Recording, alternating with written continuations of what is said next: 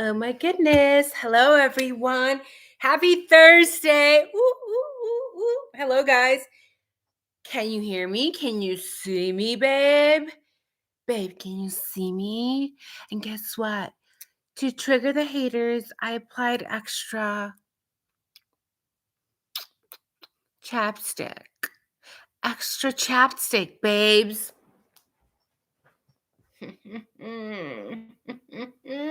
Hey, Aubers. Hey, boo.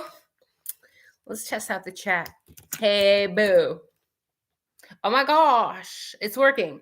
Guys, this case gets more confusing, more frustrating by the day. By the day. The day. Here we have this new body cam footage. Two cops literally talking to each other, and the things that are coming out of their mouth are about to piss you off, right? And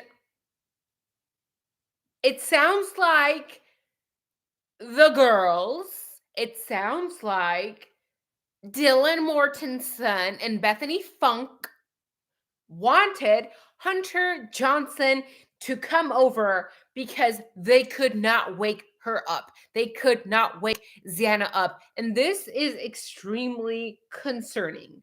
And by the way, why is a cop referring to Hunter Johnson as his homeboy?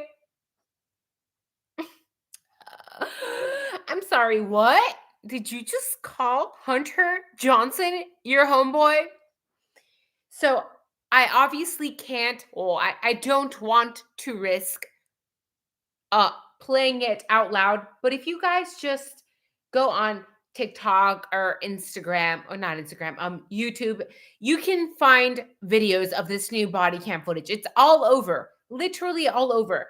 And I don't want to play it out loud because other times I have done that, my videos then get flagged or removed. So I'm just going to listen to it. I have my this in here, and I'm going to basically translate what they're saying to you, right? This is what the cop is saying. There's two cops talking to each other, and one says to the other cop, "So the guy I interviewed said he grabbed a knife out of the kitchen."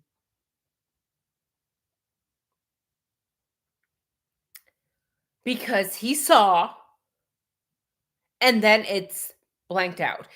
He says, he's like, "I don't know if anybody else is in there." So he grabs the knife out of here, checks the room, and sees, and that's when they called. That's the knife that my homeboy. The fuck? He literally just said my homeboy.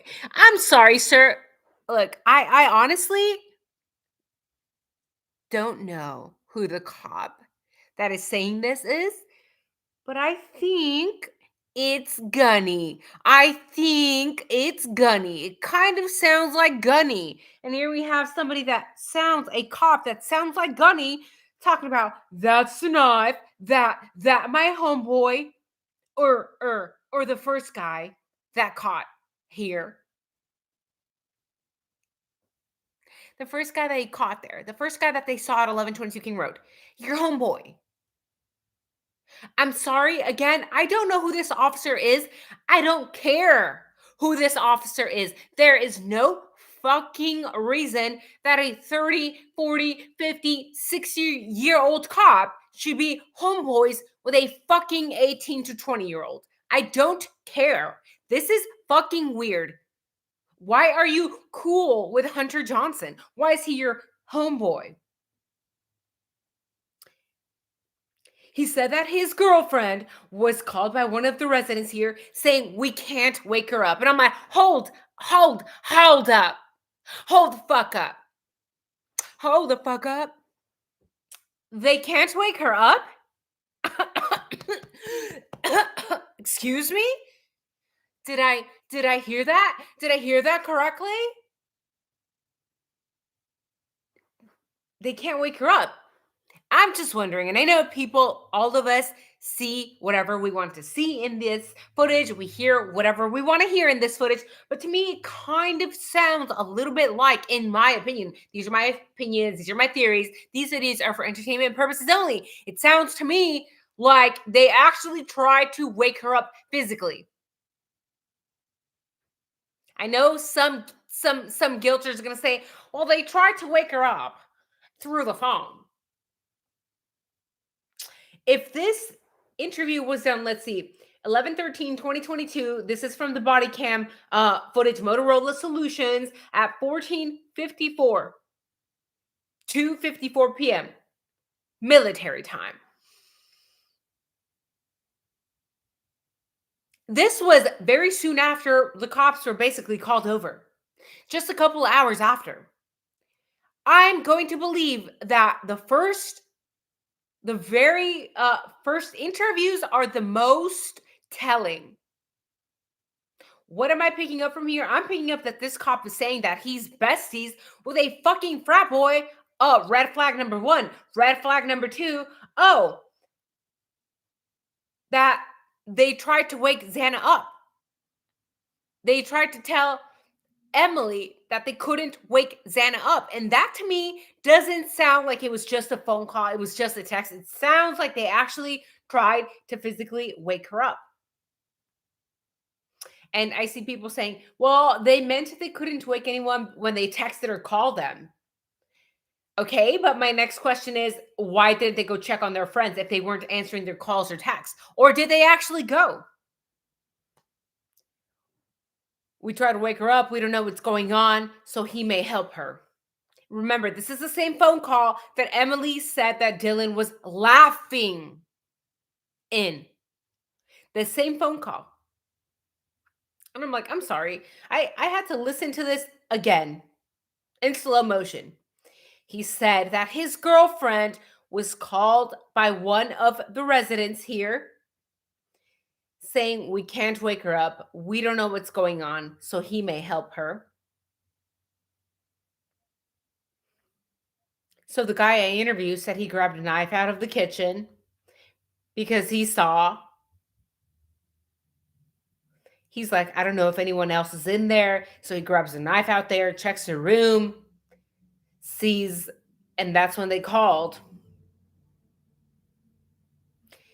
And then the other cop says, I wonder if that's the knife that's sitting on the table. I wonder if that's the knife that's sitting on the table. And he says, that's the knife that my homeboy or the first guy that caught here. Wait, my homeboy? What? What? Wow. Your homeboy. And you couldn't wake Xana up? Wait, so does that mean that you saw the room? So you saw the room and you didn't think to mention or check on the other girls or Ethan. Do you see what I mean? What I said in the very early days was very accurate, right? I was right. The more time we allow to pass, the more bullshit. Excuse my French. Pardonnez-moi, mon François. François, Francais. Look, it just gets more confusing. It gets more strange. And now we hear are literally listening to cops talking about being homeboys. Okay. A pool of red fluid should have said why they would not wake up, right? Dylan, Bethany are not the kind of friends or roommates that I want. And the fact that this cop is saying my homeboy, that is a very odd reference as a cop. There was so much being said in such a small period of time in just this little bit of body cam footage that it's like, you know what? Release all of the body cam footage of all of the police officers. I want to hear what all of them were saying to each other um, within the first few hours over at 1122 King Road, because this is unusual. And I think this is just a tiny look into the world of how enmeshed the fraternities, University of Idaho, and law enforcement is. They are entangled, right? And they protect each other. My homeboy, can't wake her up. Did they try? If they did, why wasn't this in their statements? And for people that are saying, well, overreacting to this homeboy comment, you guys are just overreacting. We are not overreacting to this homeboy comment.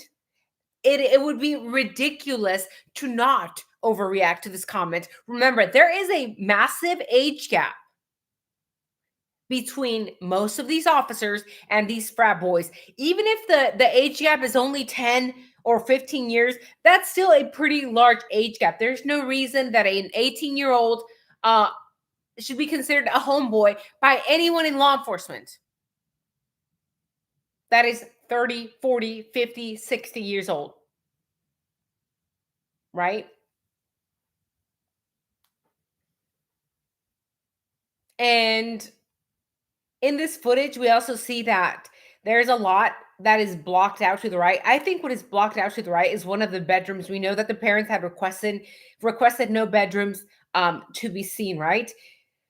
And we also know that there's other breaking news, right? The judge in the Brian Koberger case has made a ruling on the crime scene photos today. For all of you who are coming in right now, okay, he's finally made a major ruling regarding all of these documents, right? And we know that multiple victims' families had been trying to stop so many of the images, the photos of the crime scene from being released. They did not want anything being released. And now the judge said they're going to be siding with the family. They're going to be hiding all of these crime scene photos from being released. Let me know what you think about this. I know people, myself included, I'm very torn on this because part of me says this is something that should be uh it's evidence. We should be able to see it. If you really have the right guy, release all the evidence. But then the other part of me also understands how people on the internet can be. And when the four were first unalived, there was some very disturbing content regarding the four victims that was made on TikTok. Very disturbing content. So I also, I'm trying to play devil's advocate here. I also understand why some families wouldn't want that because there are sick, twisted individuals out there that are probably going to take those pictures and do with these pictures what they did in the past. These sick, gory things on social media. It was very disturbing. Um, so basically, the judge said that the city must black out records that depict any portion of the bodies of the descendants or the red fluid immediately surrounding them. And they also released the state's response to the court's second order that was talking about the sealed documents. We know that there are so many sealed documents yet. Again, it's like, hello, we've been at this shit literally for 3 years now, okay? Let's get on with this. Again, if Ryan is the guy, cool. Cool. Let him rot in prison, but show us the evidence. The fact that the US government at this point in time can pick up any stranger, incarcerate them without actual evidence, and no, touch DNA is not enough evidence. But Nika, only his DNA was on the sheath. Okay, and as a veteran, I'm telling you right now, touch DNA would not fly in a military court. Touch DNA would not fly in most courts around the globe. There's a scientific reason for that, right? Because we know touch DNA can be transferred roughly 6 times, meaning I shake somebody's hand, they shake somebody's hand, that person shakes somebody's hand, and the 6th or 7th person can still have my DNA. That is what touch DNA is. So yes, if it is Brian Koberger and you have more than touch DNA and some shoddy cell phone tower connection that we know because we have read Bickham Barlow's description on cell tower connections, they're shoddy. If you have more than that, Show us. If you have him at 1122 King Road, not the blurry image of a random white car. You didn't even know what car was in the beginning. You changed the name of the car like 5 fucking times. You changed the year of the car time and time again. The fact that the government can just incarcerate anybody, pick them off the street with some shoddy ass evidence is very problematic. And as a veteran, as somebody who fought for our freedom, our rights, seeing this happen time and time again is very concerning. It should be very concerning to all of you as well. So yes, the state is still asking for redactions to the. Hold on, my phone is crashing.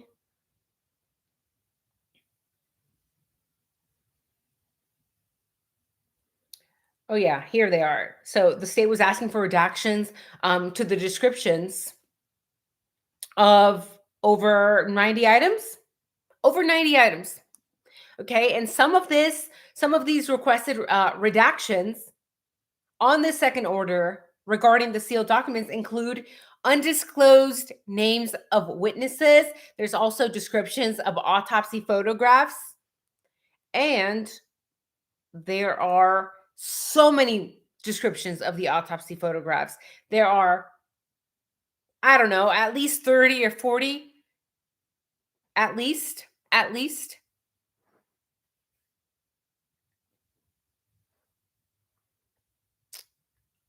How are you guys doing in the chat? Is it working? It was acting weird earlier.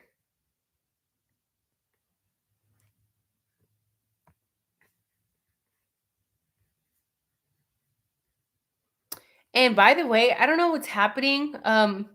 Sometimes in the chat, I've noticed that some people, their messages like pop up and then they disappear. So I'm not sure what's going on. I don't know what's going on with the chat. A lot of you guys have reached out to me and said you're having issues. What is going on? Is YouTube just like, I don't know what they're doing.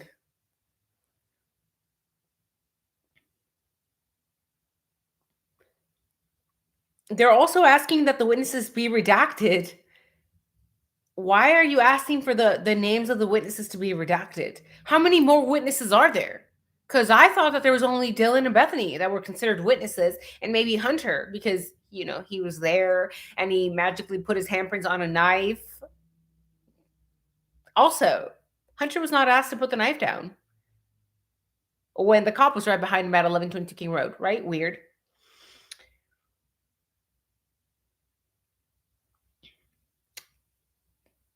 They also said that they were trying to redact the names of these witnesses because they didn't want them facing scrutiny regarding their witness statements.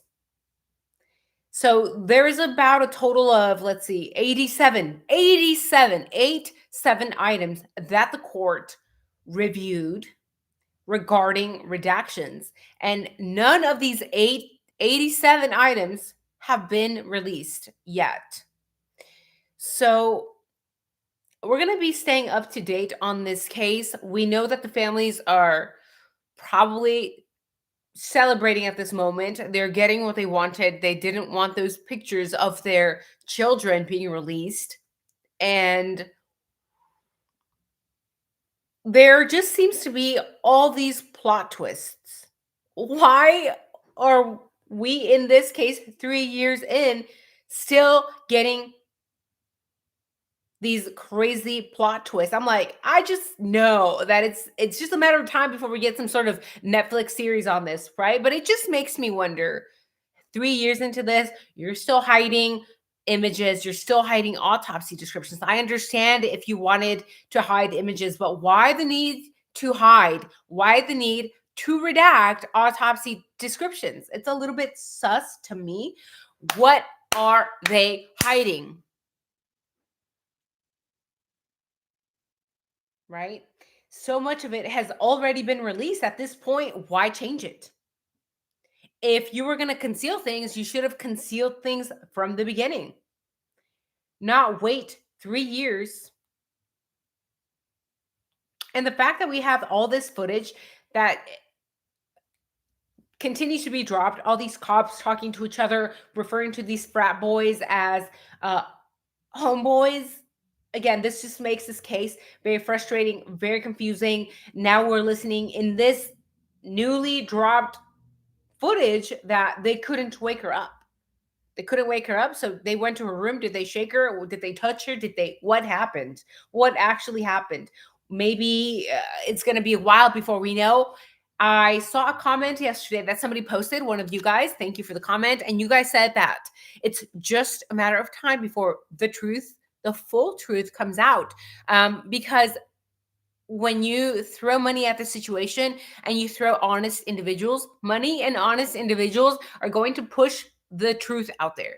Sometimes it takes some time. We know that it's always in the early days that the mainstream narrative takes over. But when you have money and decent people that are trying to actually get justice and expose the inconsistencies and the injustice that is taking place in Moscow within law enforcement, well, you got to do what you got to do, right?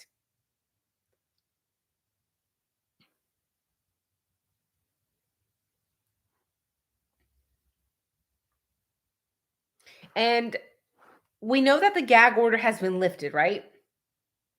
The gag order has been lifted. And you know what's crazy?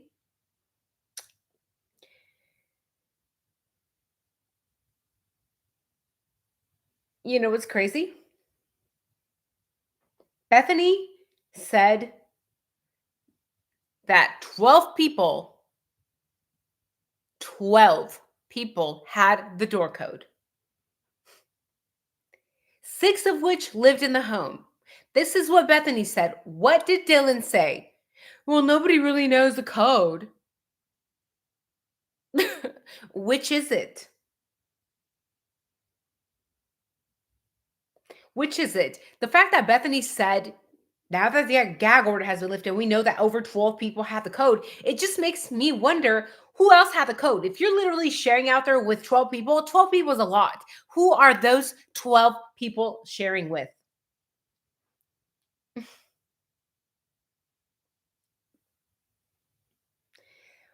The investigator also asked Bethany about Murphy's routine,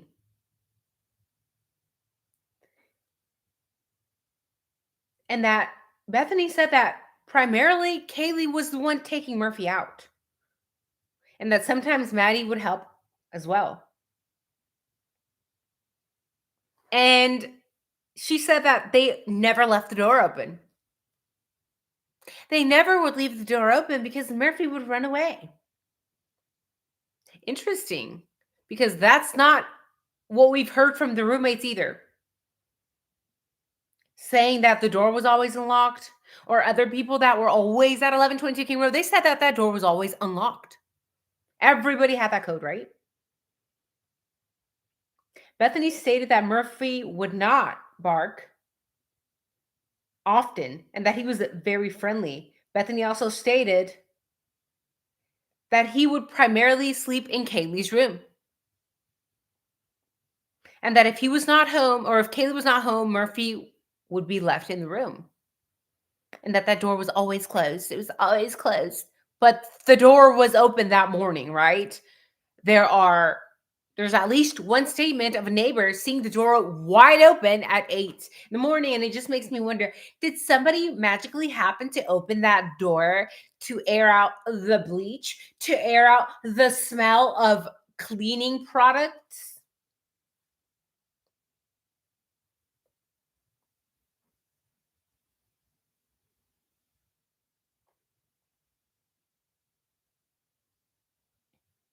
It's crazy.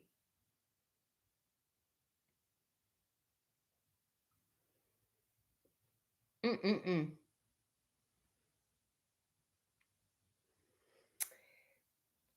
And then they asked Bethany who was dating who, right? And this is interesting. This is interesting. Bethany said Xana was dating Ethan. Bethany said Dylan was dating Q, probably Quinn, who went to Boise. Maddie was dating a JS. And Kaylee was dating a JD, Jack Decor, but had recently broken up. These are Bethany's words. And they also said, per Bethany, that Kaylee was also hanging out with MB. MB.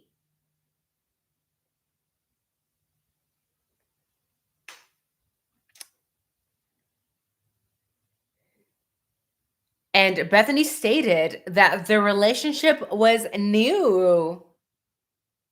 A new relationship that Kaylee had with MB. Thank you, Bethany. That Kaylee had stated with MB possibly more than once. Okay, these are in the documents now that the gag order has been lifted. Bethany also stated that Kaylee was also talking to an ER. So it sounds like Kaylee had just dumped Jack, right? I have a feeling she dumped him. I know that they like to push this narrative out there that it was mutual. It was so mutual. I don't know. I don't think it was mutual at all. I think she dumped him, and I think she was doing what a lot of college girls do. According to Bethany, that's what was happening. So don't come at me, bitch. Don't come at me. Okay, these are Bethany's words. If you're mad about what is being said about Kaylee hanging out with what sounds like quite a few men, don't get mad at me. Go be mad at Bethany. Okay, these are Bethany's words. The cop says, I asked Bethany about rug use in the house. And Bethany said that Ethan and Xana both took Adderall when they drank alcohol. Bethany told me she saw Ethan and Xana both use Adderall the night before the unalivings. Bethany told me she saw Ethan take a pill and saw Xana crush up a pill and snort it by using a rolled up pill in her room. Bethany also said Kaylee may have used Adderall but was not sure. The investigator said, I asked Bethany if she had anything or any issues from any other people who lived around them. And she said, besides the 3 to 4 noise complaints, there were no other issues.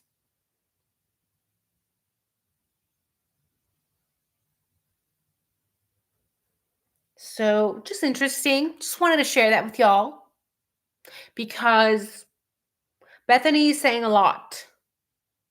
And a lot of what she's saying, in my opinion, whether it's honest or not, is not giving me the feeling, I'm not picking up the vibes that she was very close to Kaylee. Doesn't sound like a good friend, in my opinion. Because how are you going to know that Xana and Ethan love their Addie when they're drinking? But, well, I don't really know about Kaylee. I don't really know. I don't really know at all. How are you going to know that? Well, yeah, like she's not really with Jack, but she's with this person and that other guy, and then this other guy and that other guy. Doesn't seem like a girl's girl. Or maybe she was just being honest. But the reason I doubt her honesty is because, again, she gives off, in my opinion, very mean girl vibes. You're going to paint Kaylee as this whatever, whether Kaylee was enjoying her youth with several young men, as Bethany said. Bethany said, not I, okay? Bethany said that. Or, and then say, well, maybe she also used Addie. I don't know. You're going to do all of that and you're going to say she's your friend. But then when you are being questioned the following day by law enforcement, the first thing that comes to mind is fucking Thanksgiving. I swear, if I had friends like that, befriend me immediately. Can you imagine finding out? Can you imagine? Just put yourself in somebody's shoes. Like, can you imagine if people like your friends and your family thought you had passed away And then the whole town is losing their mind and they're investigating and they think you've passed away, but you're actually, I don't know, in Mexico or something. I don't know. And then you hear your friend, your fucking roommates at that, say, yeah, can I just go home for Thanksgiving? Can I? Because I love turkey. I swear, I would be so livid. I would be so livid if that was my friend. Like you're not a friend, and then you're telling everybody about my personal shit. I don't know. I guess it's an investigation, right? But it seems that Bethany picks and chooses when she wants to be straight up. But that's just me. But that's just me.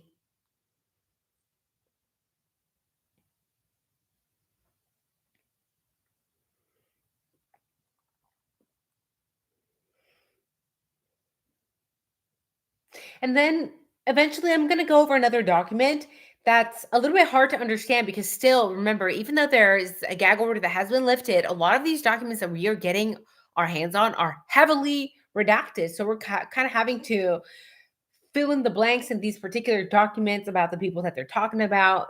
It's hard to know who these people are. But at some point, I'm going to share those documents with you because we'll probably be able to figure out the names of these people with the process of elimination, right? So either way, we're going to chase down the timeline because there's so many clues and contradictions in these documents. And this next document I'm going to go over with you in a following video, possibly later tomorrow, I'm not sure yet, is 22M09903. There's a lot here. So I've been on here long enough for today. Unfortunately, I do have to go work at 3:30. So sorry, we do cuss a little bit in here, right, Latina? Love Tina. Are you Latina also? Oh my God, girl. We are too fiery. What are you going to do? I'm mixed. Very mixed.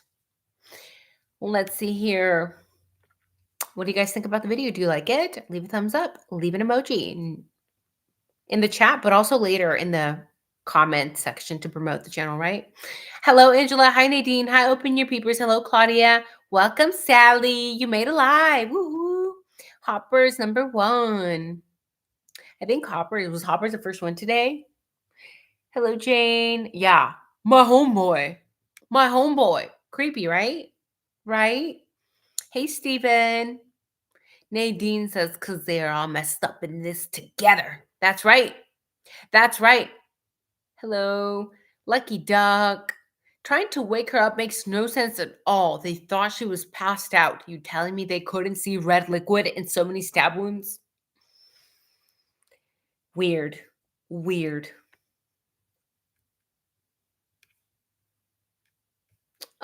Lisa's his homeboy. Creepy.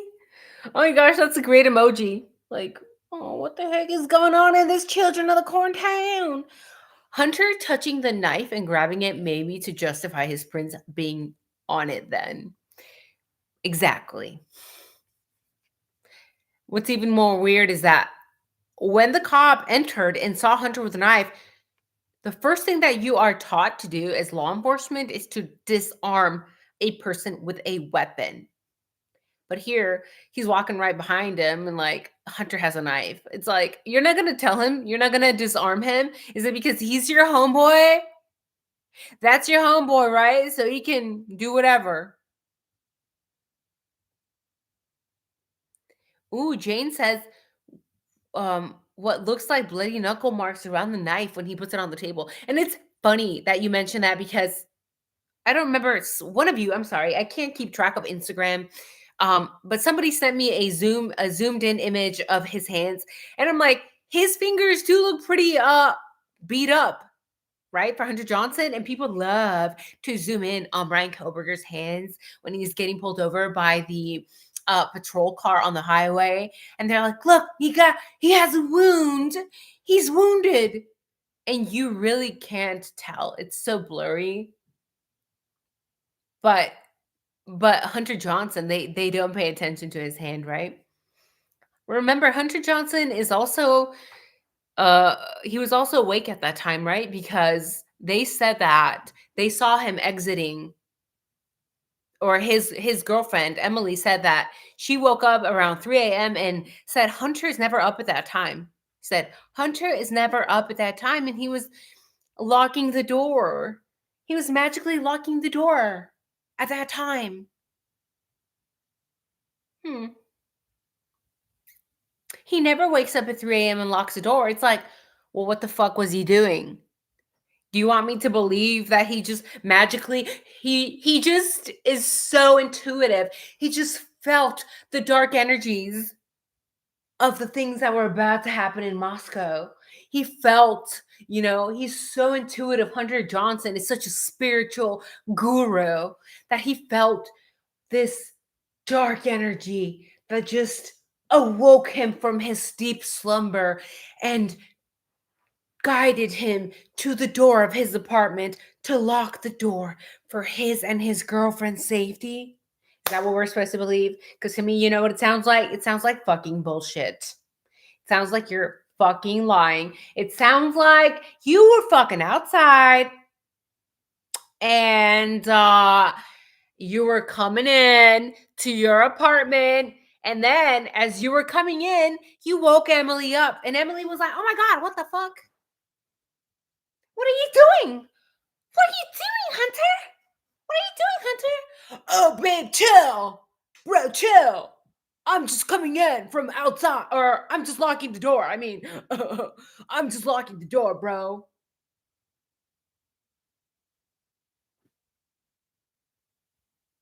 Bro, that's my theory. I am obviously speculating. Obviously. Um, that's what I think happened. I think Hunter was out and about. Not saying he was involved, by the way. I think he was out and about.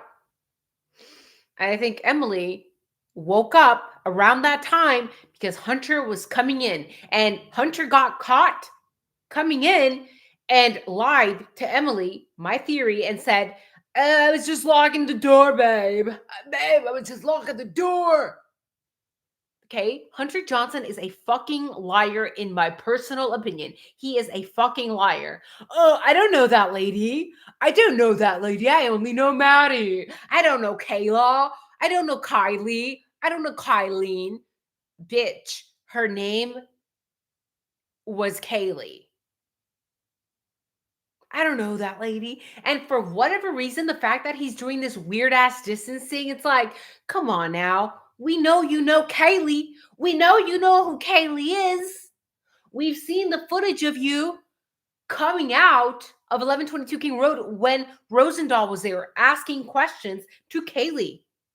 You came out with her, and here you are. I don't know that lady. I don't know Kayla.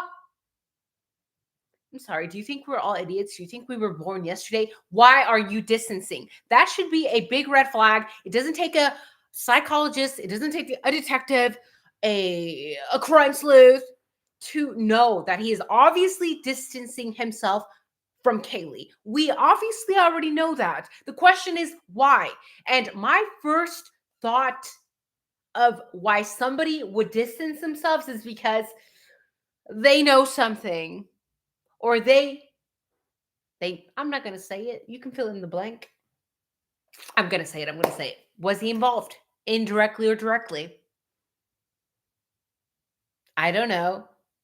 But then if not, why are you distancing yourself? And my next thought is, oh, that's interesting, because I remember those ancient 4chan posts of people saying this wasn't about titties.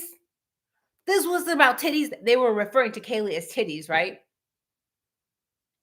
She just happened to be collateral damage. And the people that posted in that 4chan post, guess what? All of them were also distancing themselves from Kaylee. I'm just pointing out a pattern here. It's just ADD, autism, pattern recognition, okay? Do what you want with it. I'm not saying Hunter was involved. I'm just saying Why are you saying you don't know who Kaylee is, bro? That's all I'm saying. That's all I'm saying. So, yeah, I've been here long enough, guys. I have to get to work soon. I'm sorry if I missed any of you guys in the chat. Who else is in here? Ooh, ooh, ooh. Oh my God. $2. Ah! I buy these energy drinks and they're literally $2. Thank you. How do I pin this? How do I like this? Let me see. Outcast. Thank you for the $2. By the way, I really do appreciate all the amazing super chats in the Cash Apps because I don't really get paid to do this. I don't come out here asking for money. I would never do that. I would never do that for myself. We have all come together and raised some money for veterans, but I'm not going to be like, I'm struggling out here. Because at the moment, I have 2 hands and 2 feet. And I would work. Do I need to clean your toilet? Whatever I need to do to get ahead, right? So thank you guys for the super chats. They're highly appreciated. Whew. Poor 4 victims. Everyone says, poor Kaylee. And that really irks me when people say, poor Kaylee. Poor everybody. Hello. 4 people were unalive. The fact that people are focusing on one person, 4 people were brutally unalived. Poor all of them. Poor Xana. Poor Ethan. Poor Maddie. Poor Kaylee. This is about justice for all of them, not just for Kaylee. Right? So thank you guys for joining me in today's live stream. Let me know if you like the video. If you think that this footage that I covered today is a little bit sus, the fact that a grown-ass fucking officer is calling Hunter his homeboy. If you think that's weird, please leave a 1 in the comment section. And if you think that's just how cool cops are, leave it too. We'll leave it too. Thank you, guys. Thank you, Lucky Dog. Thank you. I'm sorry if I missed any of you in the chat. Who else is in here? I'm trying to say hi to everyone. Sosi and Tony and my pal Sal. Thank you so much. Hi, my pal Sal. Please hit the like button. Thank you. You guys are so sweet. Have a wonderful evening, guys. Take care. See you soon. Bye-bye.